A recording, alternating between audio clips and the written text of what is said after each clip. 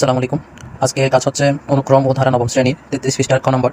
পথ 1 নম্বর লেখা আছে হচ্ছে যে n-1 n+1 এর সাধারণ পদ থেকে অনুক্রমগুলো নির্ণয় করা। যদি আমরা প্রথমে যদি লিখি ধরি n সমান 1 2 3 4 n, প্রথমে n সমান 1 হলে আমাদের যে সাধারণ পদটা দেওয়া আছে n-1 n+1, তাহলে এখানে হবে n-1 n+1। আমরা সমান দিয়ে যদি দেখি প্রথমে 1 থেকে 1 চলে গেলে হবে 0, 1 এর সাথে 1 যোগ করলে হবে 2, তো 0 দ্বারা 2 কে ভাগ করলে হবে 0।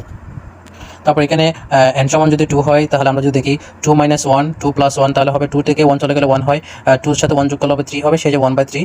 তারপর যদি n সমান যদি 3 হয় তাহলে হবে 3 - 1 3 - 1 3 + 1, 3 থেকে 1 চলে গেলে 2, 3 এর সাথে 1 যোগ করলে 4, সেই যাবে হবে 2/4। সে আমরা যদি 2/4 কে কাটাকাটি করি তাহলে হবে 1/2, যেটা হাফ হয়। তারপরে হচ্ছে যে n সমান 4 হলে এখানে n+1 4 - 1 4 + 1, 4 থেকে 1 চলে গেলে 3, 4 এর সাথে 1 যোগ করলে 5, সেই হবে 3/5।